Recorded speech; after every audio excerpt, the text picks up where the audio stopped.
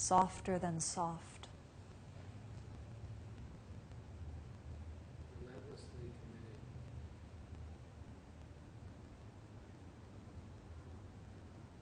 Sympathetic to those. Unconditional love.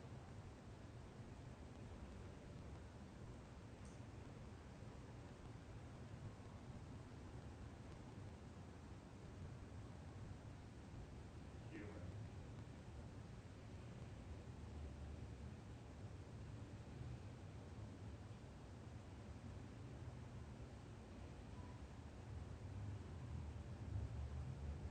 Permeable.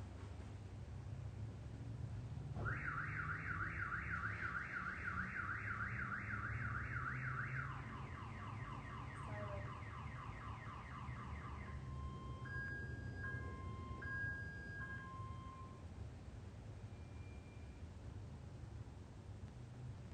Clear in abstract way.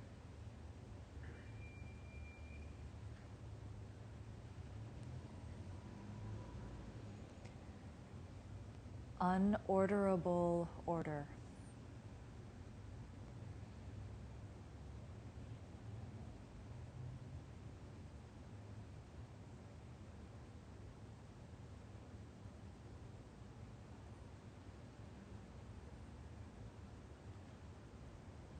Support. Unconditional.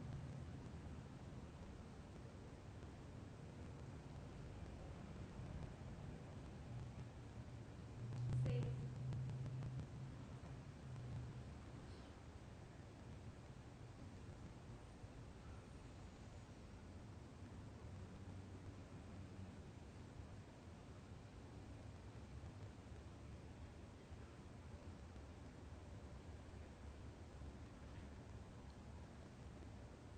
Okay, thank you. So just to point out that the qualities that came up for you came up for a reason, and that those are teachings for you. And that you would not be able to perceive them unless you had them. You would not be able to perceive them unless you had them. They may not be fully resonant in you yet, they may not be fully embodied in you yet, but you would not be able to recognize it unless you had some bit of it within you already. So I'm going to go through the traditional qualities of a spiritual guide. And just to say, these are not to cancel out your qualities. These are not the right qualities. This is a traditional list of, you could think of this, there's a list of 10, and they're on your outline. You could think of these in and of themselves as the entirety of a spiritual practice, of just looking how to grow and look for these qualities in other beings. And some of your qualities, you may find these resonate with your qualities, or they might be the same as, or they might, your quality might be sort of within this. Or your quality may have nothing to do with this list, and I would say you should trust your qualities over this list, okay? But it's meaningful to listen to this too. So in the traditional practice of looking both in working with a spiritual guide, if you're identifying someone that you are working with and receiving inspiration from, and having a dialogue with about your practice in some way or another, these are qualities that you would seek to recognize in them. And if you are someone who, sometimes it arises in someone's life where it's clear that they need guidance. And so you might say, I need to find myself a spiritual teacher. So if you're one of those people, you would want to try to find someone who had these 10 qualities, or to try to sense these, okay? And of course, because we're like this, right? If you want to be able to relate to someone who has those qualities, what do you think would be a good idea to do?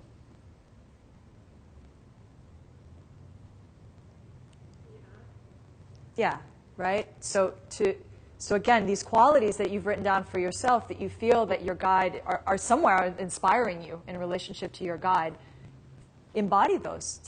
Make your practice to be to embody those. And then more teachings will come. More qualities will come from your guide to you, and you can embody those, okay? So these are the 10 traditional ones. You could say that one way to talk about the entirety of working with a spiritual teacher is you focus on their positive qualities and you try to grow your relationship to those qualities. So in a kind of secular psychological fashion, someone could say, so you're in denial. Like you're just going like, they're really nice. No, I'm not going to look at the fact that they're kicking their dog. They're really nice. It's fine. It's great, right? And again, in a sort of secular psychological fashion, that would be denial. This is something else. Recognizing that you are empowered as the student, that no one is having power over you, and that you are rising interdependently. And again, when I say the guide, you may have a particular person that you're in dialogue with your spiritual practice. And if you do and or if you don't, I'm talking about everyone that you come in contact with, okay? Everyone. So if you are focusing on the positive qualities in those beings, you are growing them within yourself as you do that. So it's not to say that you somehow space out about the things that you think might be negative or harmful or that you ignore them, but that the practice is to try to grow the positive qualities, the virtues within yourself, okay? So the first quality, this goes under the rubric of how to rely on a spiritual teacher. And not rely in like you grasp onto them and, you drown together. But rely in terms of maturely, independently, you as a strong being are able to interrelate. So you want to look for someone who's disciplined, and this means that they have a good ethical life, in your view. And again, just to recognize that all of this is from your view.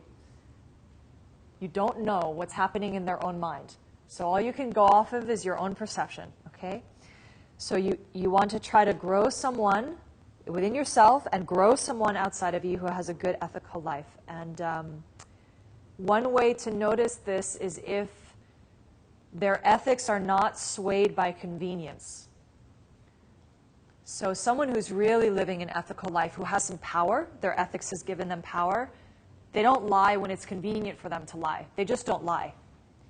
Right? They don't harm someone because that person is harming them. They make every attempt not to harm another person. So their choices, their beliefs are not based on the whim of what's happening, which means they have some real strength inside themselves. That can help you. The second one is that they're serene. And that means that you have some sense that they are able to meditate well. And when I say that, it means that they're able to still their mind. So they have some ability to actually focus. And of course, how do you know if someone meditates well, right? I mean, we could all close our eyes and someone could be going like, their mind could be going off and making plans for the next 50 years of their life. And someone could be piercing through the veil of reality and having a transcendent experience. But we all look the same, sitting here like this. So who knows, right? So you have to go off of yourself. You can't judge the person externally. My teacher always says, like, check out if the person's like really fidgety, It's like, can they just sit still? Can they put their attention on you? It means that they've subdued their mental distractions. And why that would be beneficial for you is if they have subdued their mental distractions, they can put their focus on you. And it's meaningful when you're with someone, you feel like they can actually put their focus on you. It's so disheartening when you're having a conversation with someone and they're like checking their cell phone, they're getting up every 5 minutes to get something to drink, or, you know what I'm talking about? It's that sensation like they're trying to have a conversation with you, but you can tell there's just so much going on. They're trying to navigate just to hear a word that you say.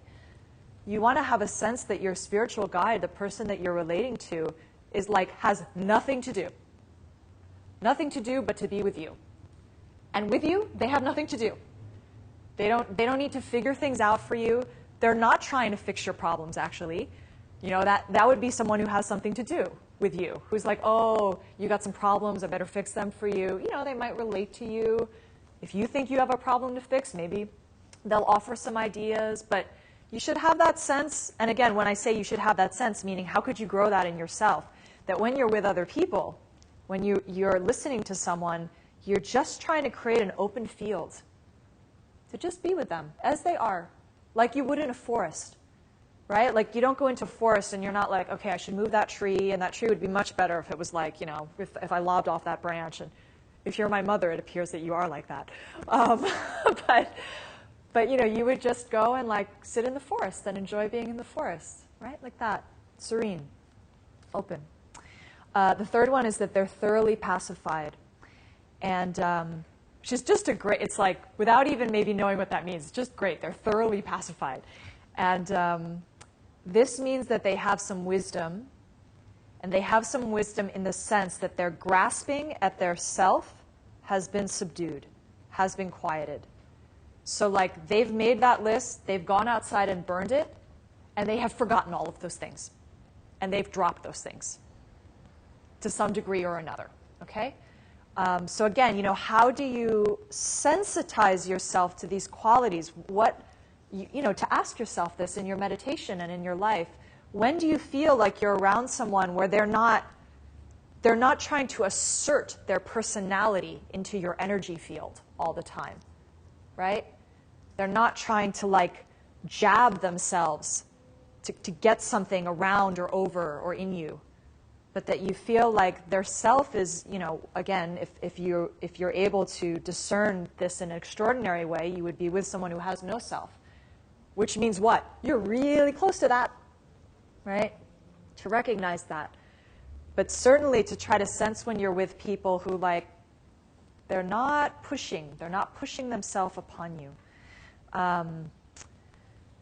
The fourth one is that they have surpassing qualities. And this means that in terms of the subject that you are interested in knowing about, which in this teaching is spiritual wisdom. And spiritual knowledge or spiritual wisdom is very different than conventional wisdom, okay? You know, you might have a spiritual teacher who has no idea how to use a computer, who doesn't have a job, you know, I don't know. You also might have a spiritual teacher who's like amazing on the computer and, you know, is the President of the United States, or it's not like it has to be one or the other. But just to say that the spiritual wisdom is not conventional societal wisdom. It's something else. So you want to sense that when you are with this being, that they have qualities that surpass your own. It's just practical, okay? And all of that hang-up that we get about like, that we seem to have in the West a lot about like, well, I don't want to bow to this person. I don't want anyone, you know, no one should, like, we're all equals, right? And like in the spiritual path, it is not in your benefit to be working with an equal as your spiritual guide. It's just not in your benefit, you see? That when Atisha, Lord Atisha, who is the sort of original generator of the Lam Rim, who took all the Buddha's teachings and organized the Lam Rim, when he went to Tibet, he was an Indian from India. When he went to Tibet, they were already doing Buddhism there, and they had a deep practice there. And his main disciple came to him and he said, you know, we're doing all these meditations and we're really studying hard. And what's the deal? Like, no one seems to be increasing their spiritual qualities. No one is really becoming a better person, you know? And what are we missing here? And he had just come over. And so he lived there for a while. And finally he came back to his student and he said, well, now I know what it is. Now I know why your practice isn't working. And the student was like, please do tell me. What is it? And he said, you're all treating your teachers like ordinary people. You're treating your teachers just like yourself. And therefore, you keep getting yourself. Because you're coming like this, if you're just treating everyone like you would treat yourself, like an ordinary person, then you're just going to be repeating yourself over and over, right? So it is in the student's benefit to set the teacher way beyond themselves. And that way they can actually have something to move towards. It's very beautiful, you see. It's not about the teacher. It's all about the view of the student. Your guide, your teacher, in whatever form they might come in the form of your dog or in the form of Jesus Christ standing right in front of you, they will do nothing for you on their own. It is not the teacher who will take you anywhere. It is your view of that being that will transform you. It is your view of other people that changes you. You see, it's not them that come in and do anything to you. So it's in your benefits to have a teacher where you're saying, that teacher knows way more than me. I am a little baby, and that teacher is like Einstein. That's in your benefit, okay? And if you don't see that, if you honestly aren't seeing that being as having any more qualities than you probably shouldn't be taking them as a spiritual teacher because you don't feel that they have anything to teach you. It's not that there's anything wrong, again, with that being outside of you, but you got to start somewhere and sort of say, I have to be honest with my current view, you know? And now I'm talking about if you're really going to move into any official relationship and say, I'm really going to work with this person as someone that I'm learning from. You want to make sure that you have a sense that that person really has some knowledge. Yeah. So the next one is joyful effort. And this means that you should perceive that your guide is taking joy in the spiritual subject. And this doesn't mean, I think a fantasy of this when it relates to a human being is that we would have some guy that's like this.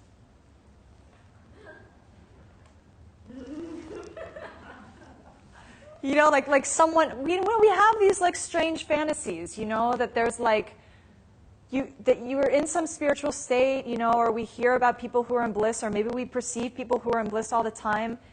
My experience of perceiving people who I believe are high spiritual beings, who I believe are in a state of extraordinary bliss, is that I'm still seeing them move. They're not locked entities. They're beings who move through time, and they have emotions, but I can sense that there's an undercurrent of ease and joy present with them. You see, even if I see them crying, even if I see them, you know, frustrated or angry, the frustration still has a kind of I'm so frustrated right now. This is really hard. You know, there's still a sense of joy going on in there somewhere, okay? Again, it's in your benefit to see that. It's why would you want a teacher who's now we're going to learn the Lamrim. I hate it. It's done nothing for me. And I'm going to give it to you. You know, it's sort of so then is that how you want to be in your life, you know? So there's the sense of being with a guide is someone who has tapped an inexhaustible well or kind of geyser of something. And they help you discover how to tap that in yourself, you know? And that's part of this joyful effort. There should be a kind of continual effervescence coming up from that space. The next one is that they're rich in scripture.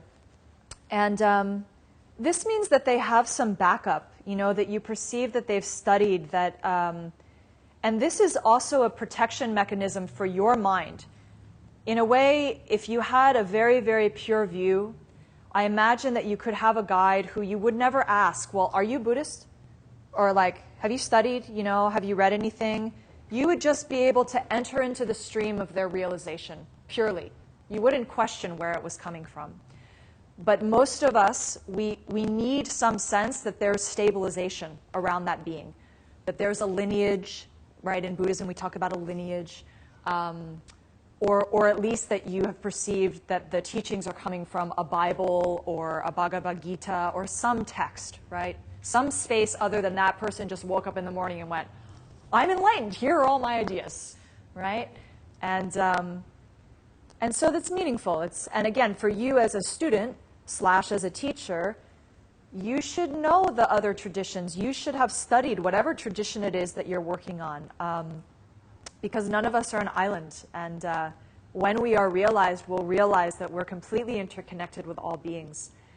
And the deepest study, the deepest study is of your own mind. So I think when we say rich in scripture, you also want to have that sense that this person has some depth in their relationship with their own self, in their relationship with their own being.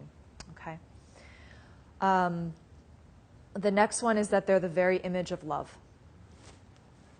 That doesn't need too much explanation, but again, that the teacher, the guide that is with you because they love you.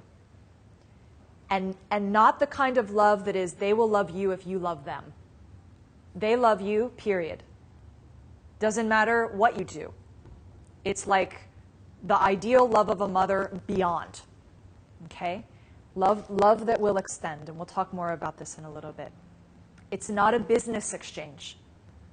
You're not having a business exchange with the guide. And we make this mistake all the time. I'll say more about it later, so that's all I'll say right now. The next one is deep peace. And this is a sort of more academic, traditional one.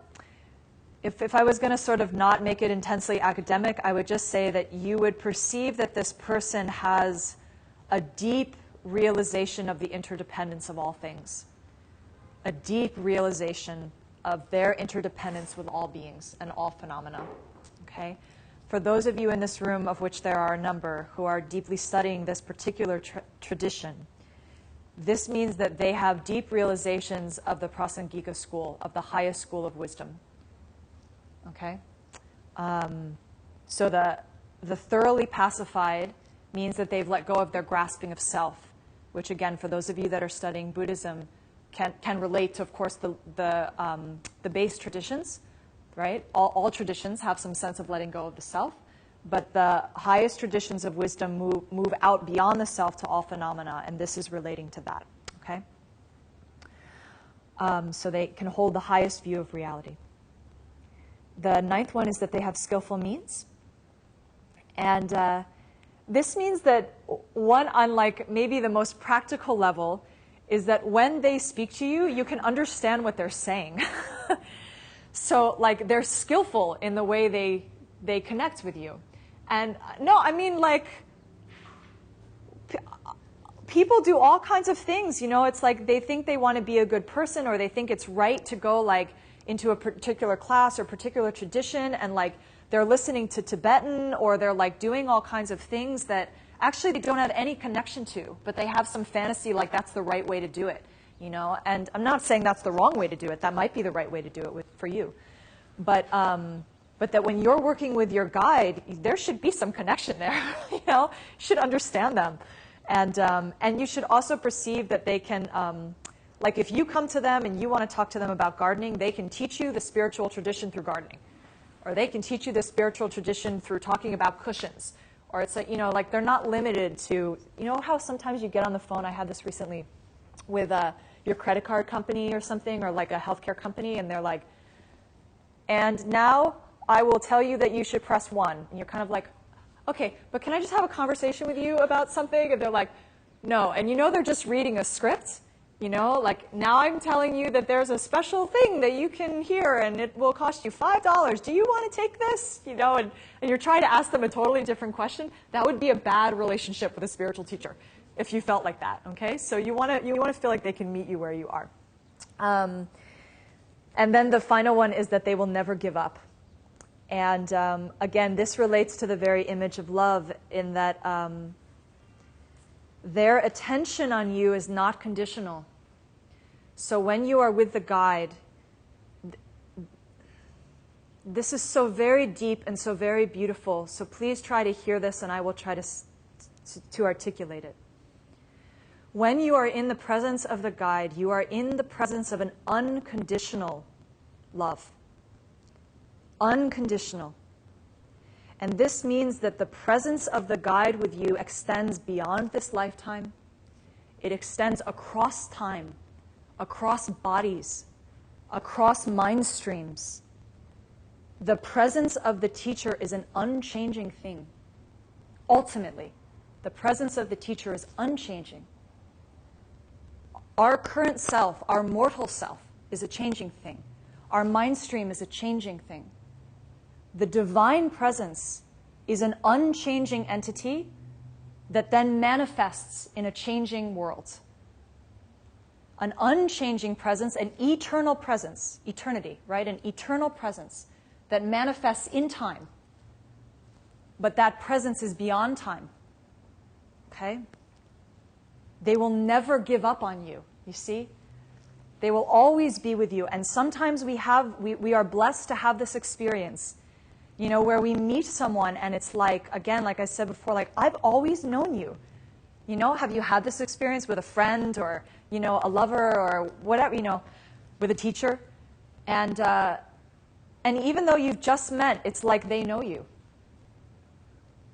That is possible. That is that unconditional presence. And, it's hard for us to wrap our minds around this because we're so fixed in this lifetime, but there are beings that follow us. Just try to hear this, and then you can play with the idea, but there are beings that move with us and move through time with us.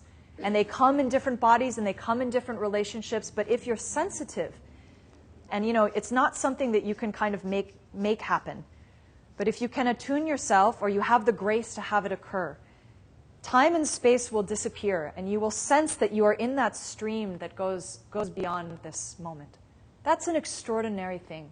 And if you have that experience with someone, you stay with that person, goddammit. You go like, I will go with you. And then probably that portal will close because we don't know how to keep it open, but it'll close, But you go towards that friend, that lover, that whatever, that teacher, because that person has been with you. And of course, it's not that person. You're relating to something far, far deeper than that. And it's worth following that mystery as far as you can go with it. That is the real teaching. And again, for those of you that have been studying Buddhism, this is the Dharmakaya. When we say the teacher will never give up, it means that the teacher is the Dharmakaya. The teacher is that which surpasses all phenomena. Okay?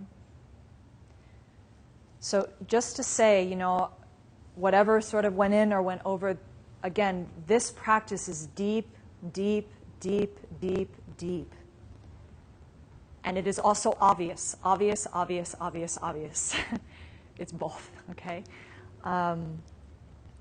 They always say in the text, after they list these 10, they go, it's going to be impossible for you to find a teacher with these 10 qualities. And the reason why that is not because the teacher lacks the qualities, but because of our own impurities, our own inability to see them, you see. So really they're saying, you may not be ready yet to see all these qualities. But of course you could be. You could be. And of course you can create the potential and create the possibility to perceive them. If you go into your meditation and you call your teacher to you and you just, you review and memorize these 10 qualities and you try to work it out for yourself based on your own personal experience, and maybe some of these you're like, I don't even know what that is. I don't even know what that would be. But even in saying, I don't know what that would be, you have some idea already, actually. And so then you sit with that being in meditation and you try to grow these qualities. You try to become sensitive to what it would be to be in the presence of that being. And something very magical then happens. You come out of meditation and you're feeling them more in yourself. And then as you go through your day, you're seeing them more in other people. And then you go back in meditation and you go more deeply with them. And it's this cycle. And then, really quickly, all of a sudden, you're seeing divine beings like all over the place. No? It's both magical and practical at the same time, the way things work.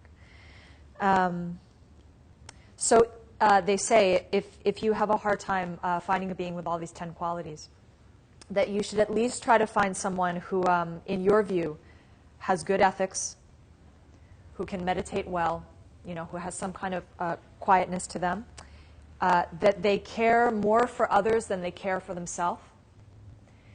And again, that they have this sense that they care more about, in the text they'll say other lives than this life, but I think it's nice to think about what is this quality that extends through time, so that they have some sense of that quality to them, okay?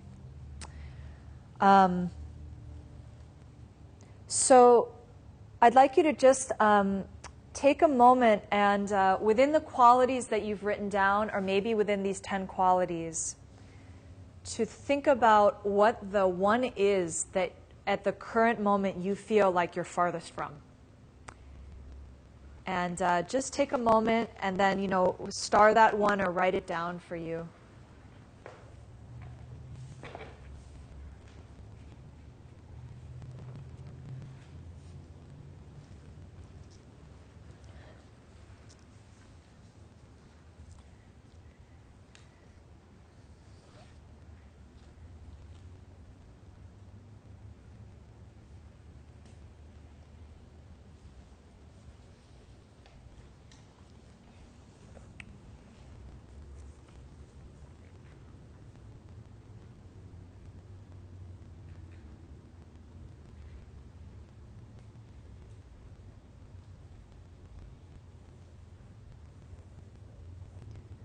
So what is the one that you would have to reach the farthest towards?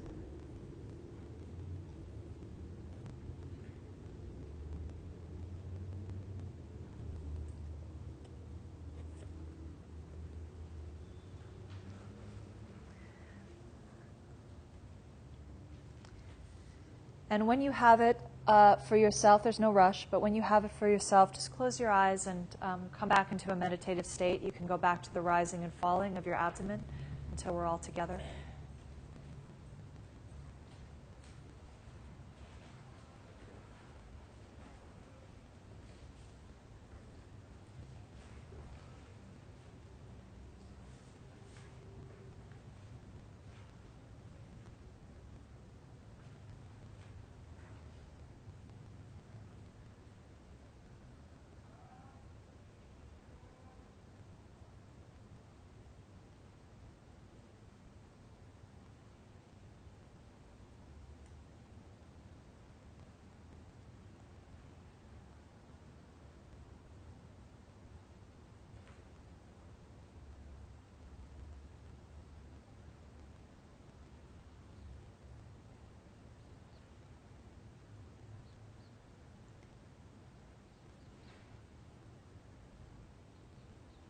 And now gently and sweetly bring yourself back to the vision, the inner vision of that shore and the light and your teacher standing or sitting across from you, your guide. Take a moment and craft their presence and their image in your inner vision. And become sensitive to their presence.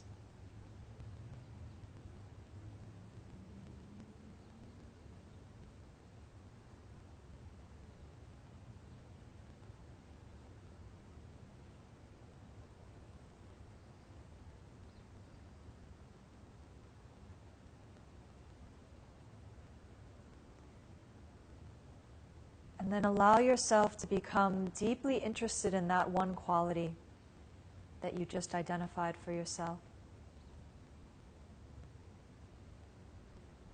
And witness your teacher and to see how it is that they embody that quality.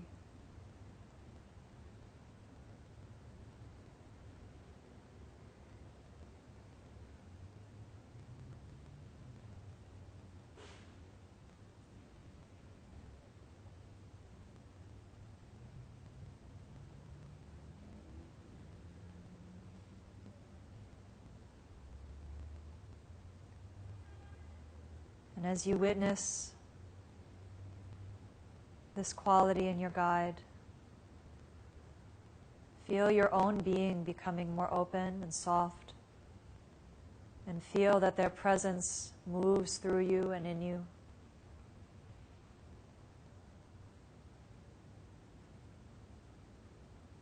And sense that this quality is being born and grown within you simply by resting here with your guide. It's just like putting a seed and resting it in the sun and bearing witness to it growing within yourself.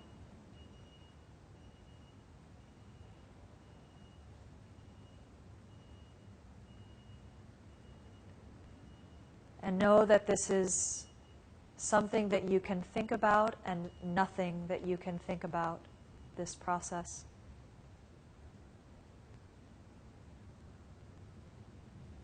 And that it is happening in a way that might be different than any conventional understanding of how things happen.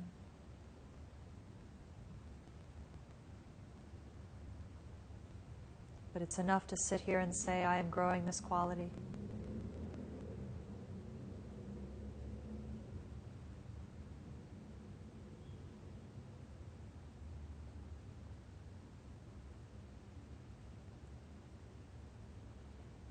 And allow the possibility that you could be so open, so sensitive to this being's presence and this particular quality, that you cannot distinguish yourself from them.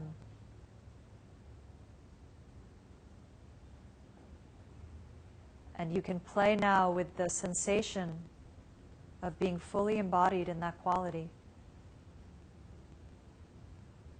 and sense what it is. If that quality has reached its complete evolution within you, you and the guide inseparable now.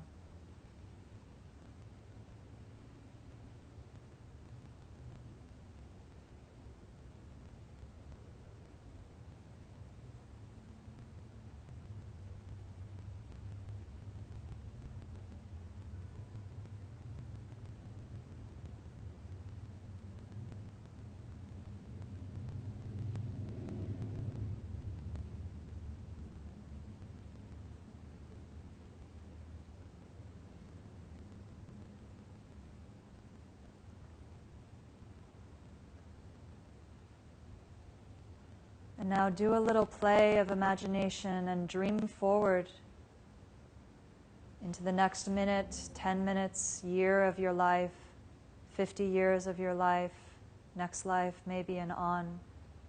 And just imagine what it would be to move through the world fully embodied in this quality. How would others appear to you? How would you treat them? How would they treat you?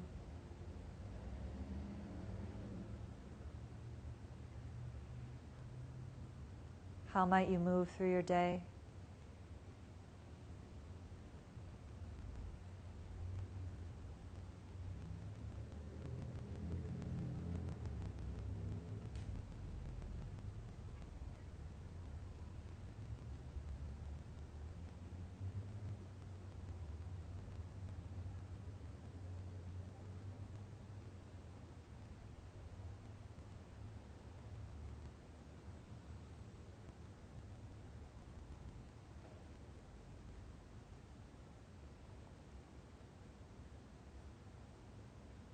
And as you make the transition out of your meditation, just make a few notes for yourself. If it's meaningful, you also don't have to at all. Just make a few notes for yourself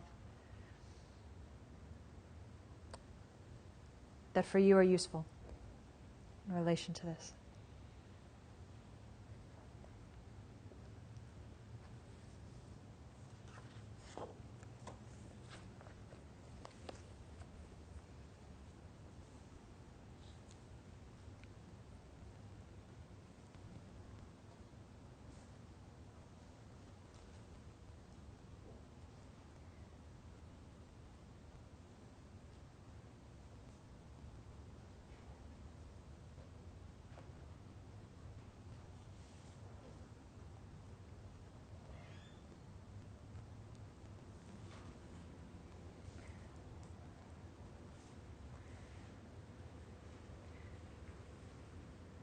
And I just want to take 2 minutes, just 2 minutes, not to break, but just to rest, because that was a lot of information, and we're going to go on. So you might lie down, you could write during the 2 minutes. Obviously, if you need to use the restroom, but please stay quiet and use this time to rest for yourself.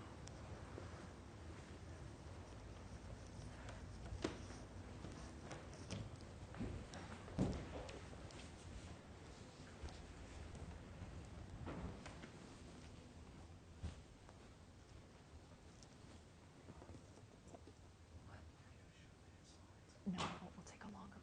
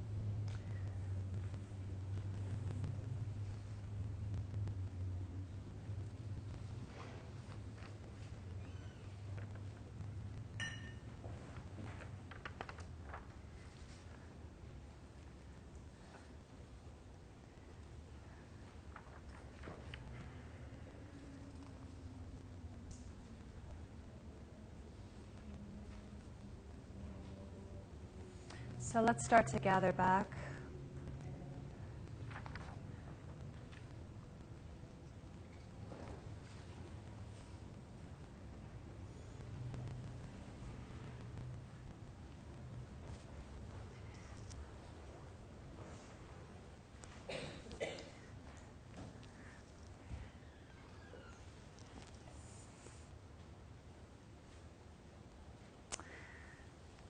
So I'm going to tell you a couple stories. This is the story portion of our class. I'm going to tell you 3 stories. And these are related to the different ways that the guide may come. Now, traditionally, when we talk about a practice of Guru Yoga on a sort of entry level, we're talking about your relationship with another human being. So I want to make that clear, okay? But as I've been saying throughout, the idea of the practice is not that you get locked into working with one human being. The idea is that you learn through your practice of working with one human being how to relate with all phenomena. So there are 4 ways that they say the awakened consciousness or a divine being, God, a Buddha, emanates. You know this word emanate, we don't use it that often, but comes into form, comes into embodiment. And these are on your outline under how the guide may come. So I'll just go over them quickly and then I'll tell you the stories. The first one is called the supreme emanation. Supreme emanation. And this means that you are perceiving directly a Buddha, Jesus Christ. You are perceiving a fully realized being. Whatever that, whatever your mind is able to wrap its mind around to that, you are perceiving a fully divine being. That's the supreme emanation, okay? Ideally, that is your teacher. Meaning, when you are working with a human being outside of you, that is how you are perceiving them, okay? And again, because of the way we've talked about, that'd be really good for you, to have the Buddha come directly and teach you, to have Jesus Christ show up and be like, I'm just here for you, I look like an old fisherman, but really I'm here for you in this form, okay? So that's the supreme emanation, and we'll talk more in a bit about how to work with that. The next one is called birth emanation, and this means any other birth. Animal, human, insect, births that we can't even see, so that the awakened consciousness, the enlightened beings come as all other births as well.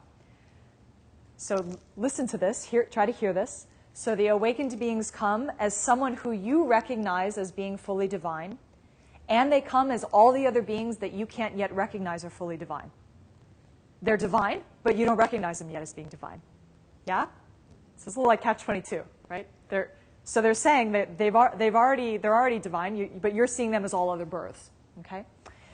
And then there's this beautiful thing called artisan emanations. And this means that the awakened consciousness, the enlightened beings, come as either a piece of art or as the artist themselves who's making the piece of art. As a piece of music, as a piece of dance, a sculpture. And they come in a way, if you have encountered an artist or a piece of art that has, again, taken you beyond yourself, opened your heart, right? Moved you to a more virtuous state, taken you beyond what you could conceive. You have encountered the artisan emanation, okay? Or you've heard a special message in a song, and you're like, this is, I should be kinder to other people. You hear a song and you feel more connected to other people. That's an artisan emanation. That is the Buddha. That is God. This is what the tradition is saying. That is God, actually. It's not that God is some other being. That is an emanation of God, coming and teaching you, guiding you. Very beautiful, right? And then the last one is emanations of various things. And this means like medicine, food, your bed, Anything that is helping you in your practice and in your growing of your virtuous consciousness, those are all emanations of divine beings, you know? So if you're ill, if you come to a teaching and you're trying to pay attention and you have menstrual cramps and someone gives you Tylenol, and after 20 minutes your menstrual cramps go away, that was God. That was the Buddha, right? That was a divine emanation for you, because now you're able to put your attention, right? So cool. So basically when we go through these four, they cover everything. So if you can wrap your mind around that, you're never, ever not in the presence of the divine, okay? Wind, fire, mountains. You know, when I first met David, he took me on this hike, and he said, I'm going to introduce you to one of my teachers. And I thought, oh, that's great. And we're going, like, you know, I don't know where we're going, but we're going on this long hike. And, you know, and then we get to this rock, and he's like, this is my teacher. And there it is, right? That would fit into this space of an emanation of some kind of phenomena, right? Wind, fire, rain, a rock. But again, the important thing is that when you are encountering that thing, it's providing you help that is related to the awakening of your heart, the awakening of your mind, okay? So if you were to take medication and you just got more angry and frustrated at people, that would not be an emanation of a divine being. And that's not the medicine's fault. That's your own consciousness, what you're able to participate in, right? So I'm going to tell you 3 stories that are sort of related to these various ones. And the first one is a personal story, personal in my family, that has to do with an artisan emanation. This is a story that my father has told me a number of times, and I actually asked him to write me something about it so I could really tell it purely. And I'll read you a little bit of what he wrote, but also just tell you the story. So when he grew up in a very challenging household in Texas. My father's in his 80s now. And so he grew up in rural Texas, and his father left when he was very young, and his mother, who I never met, was dead before I was born, but was apparently a very challenging woman, very ill in a lot of ways woman, and he went through a lot of hardships, you know, when he was 5 or, oh no, when he was a little older, his brother was younger, he had a brother, and when he was like 9 or 10, she said to him, well, I can't keep both of you, so one of you is going to have to go, and you can decide. You know, so like that kind of household. So he figured out where to send his brother, you know, and he's like 10. So he had a really challenging life, and his mother would apparently play country music constantly. And from a very early age, he hated it. Nothing wrong with country music on its own, right? But this is his relationship to it. He couldn't stand the country music. It was like, you know, over-emotional, and he talks about it like nasal, anal, you know, over-emotional singing. And so when he was 11 or 12, he said he couldn't remember if he was 11 or 12, but when he was 11 or 12, he went with his mother to the store, and the country music was playing as always, and he asked to stay in the car, and she went into the store. And he suddenly had this thought, which he had never had before, that he could change the music. And you know, it's like, it's such a small thing, but to recognize that sometimes the most transformative moments for us, it's like if we look back later, you're like, well, I could have always changed the radio. Or I could have always just come to Mahasukha Center. Or, you know, it's like the divine being is always there. It's just when do the conditions come into place and we have the moment where we recognize what's possible, you know. So suddenly I had this thought, oh, I could change the radio. And I want to because I can't stand this music, you know. So he started to turn the dial, and the dial landed on this. I'll play it for you. But you'll have to bear with me as I...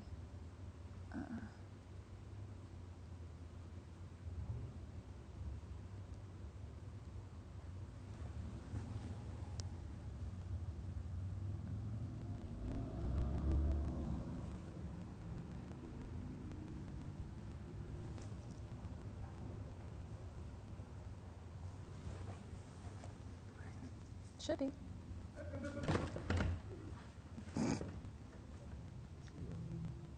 Oh, there we go.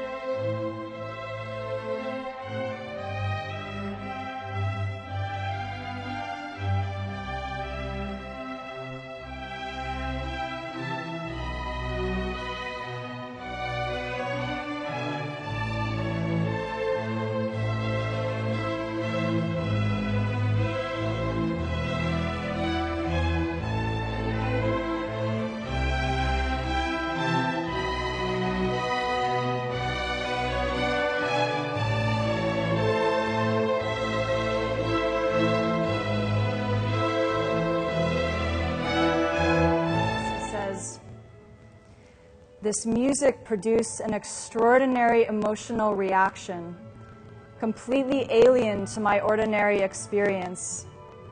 I was transported to another world. The music had an irresistible expressiveness and nobility. The orchestral playing had richness and power. These are all qualities of a teacher: expressiveness, nobility, richness, and power. I sensed many different instruments at work. I had never heard anything remotely like it. My largely sterile environment provided few opportunities for the expansion of my mind and my spirit. But that improbable radio station in Texas made a difference. I was on my way to unexpected freedom. And then he remembered this tune that he said his mother came back and she changed the radio station immediately when she got in the car. But he remembered the tune. And when he went to school, he found a teacher who, for some reason, he thought would know another emanation of the guide, right? Because, of course, he could have found a teacher who had no idea what he was humming. But he found a teacher, and he hummed this tune to her.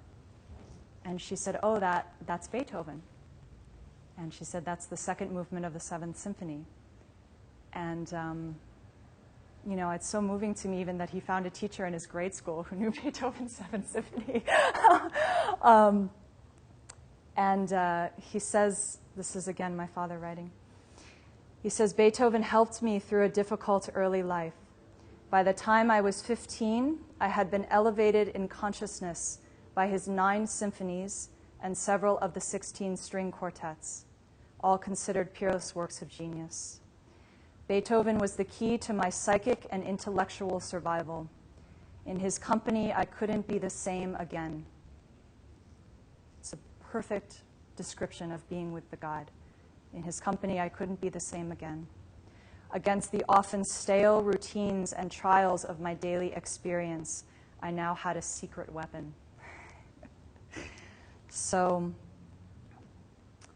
these moments when we hear something or we see an image and it again cuts through the time-space dimension, cuts through our status quo.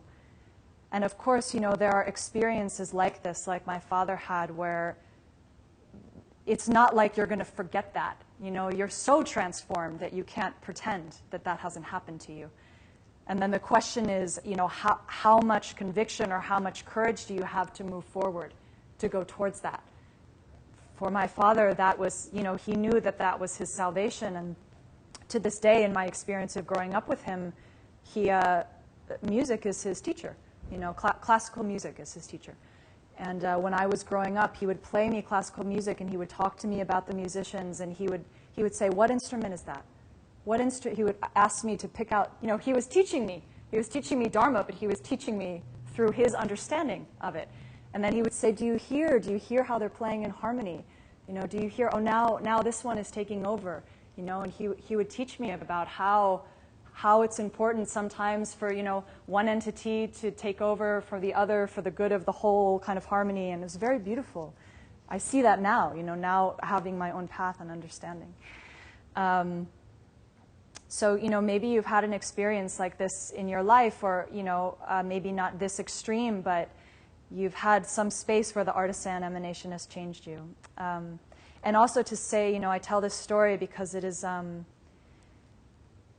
it's that space where that first inspiration, to think about in your life, when was that first moment where you met the teacher, where you met the guide? And sometimes we can track, I could tell you, I won't, but I could tell you about the first moment I met my current teacher, my spiritual teacher. But if I look back, I can track the ways that teacher was poking the head up all through my life, And so it's nice to do that, to sort of see that it's not like you've been waiting your whole life for one moment or something like that. Teacher's always been there, They're like winking at you in different ways, and so to look for that. The next story is also an artisan emanation story, and this comes from the Zen tradition. This is a traditional Zen sort of koan / story, and if you're interested in reading more of them, I put the text that this is from in your sources page. And I'll just read this because it's perfect on its own. It doesn't need me to try to tell it separately. A long time ago in China, there were two friends. One who played the harp skillfully, and one who listened skillfully. When the one played or sang about a mountain, the other would say, "I can see the mountain before us." When the other played about water, the listener would exclaim, "Here is the running stream." But the listener fell sick and died. The first friend cut the strings of his harp and never played again.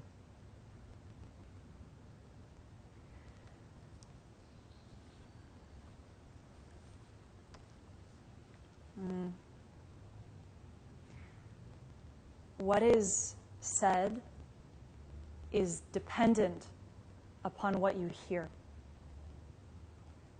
What is seen is dependent upon what you see.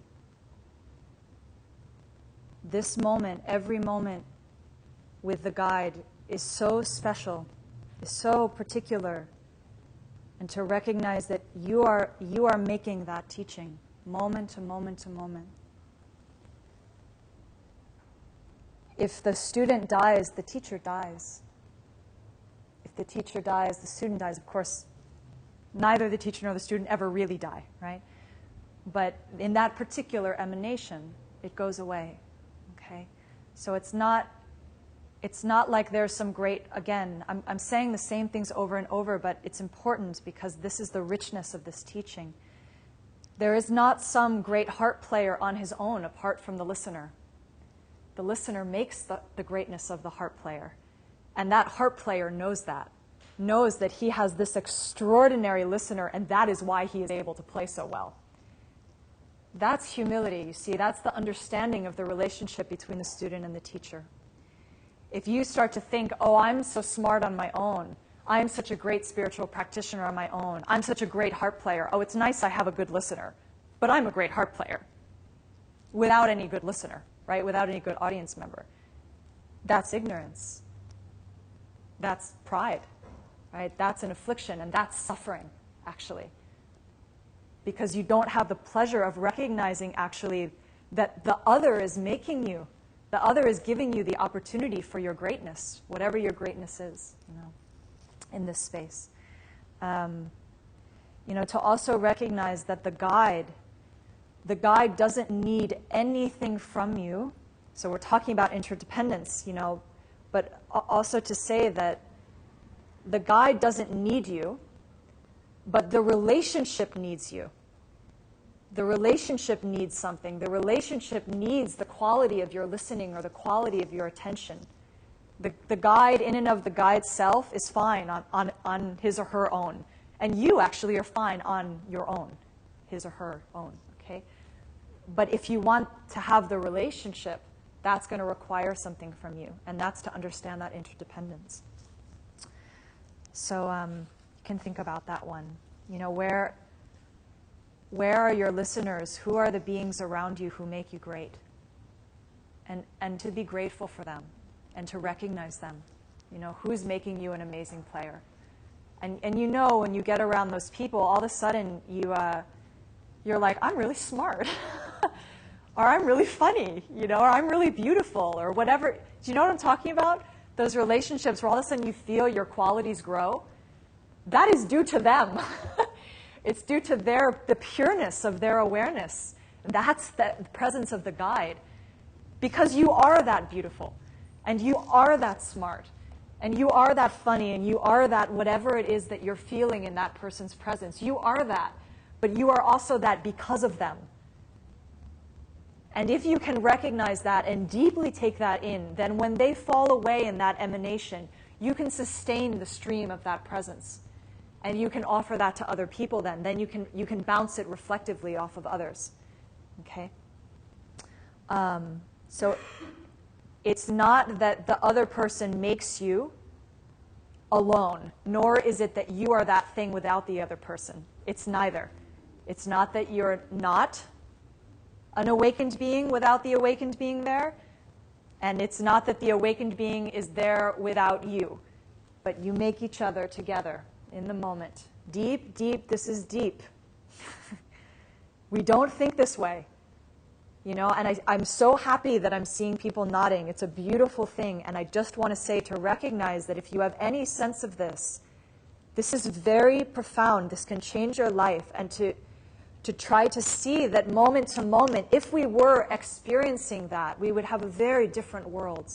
And we'd have a very different relationship to ourselves. And so it is worth entering in, and in my personal belief, to make your whole life the goal of trying to sense this interrelatedness.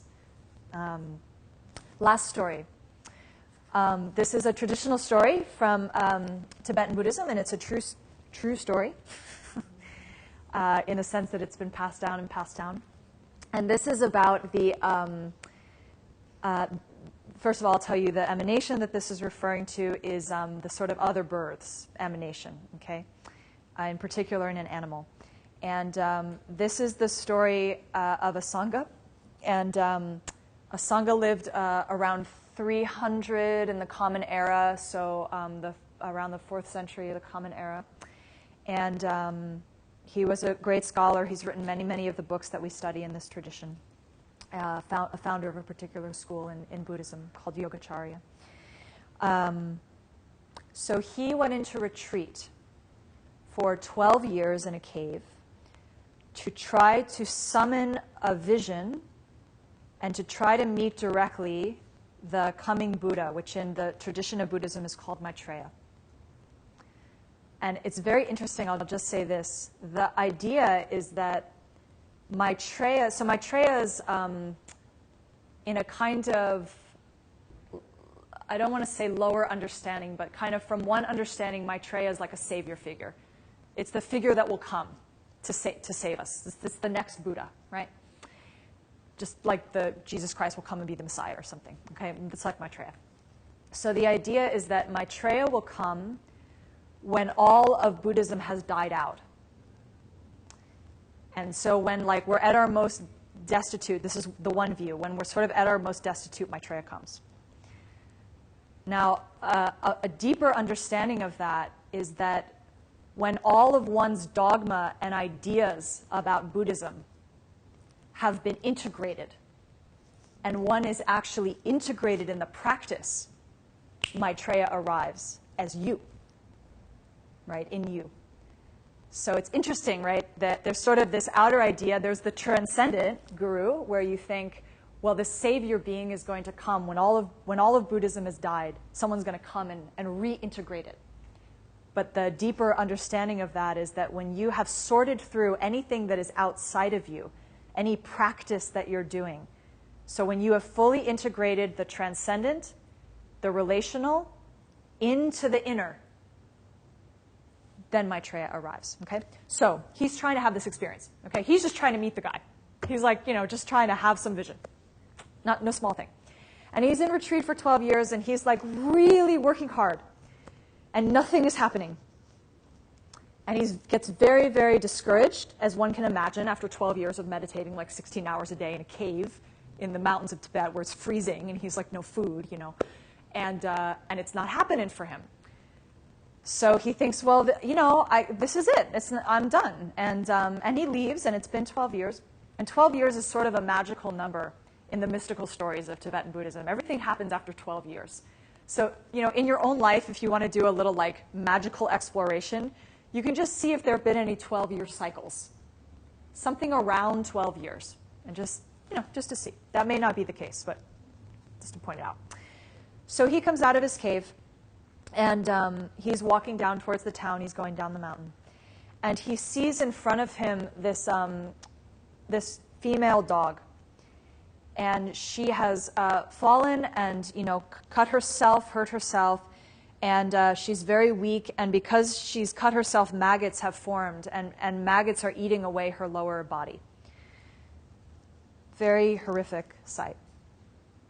And he's instantly overwhelmed by compassion and sadness for this being. And he thinks to himself, I have to help this being. I have to help this animal. And he thinks, he looks at the situation and he says, well, the maggots are really fine. And if I try to pick up the maggots one by one, I'll kill them.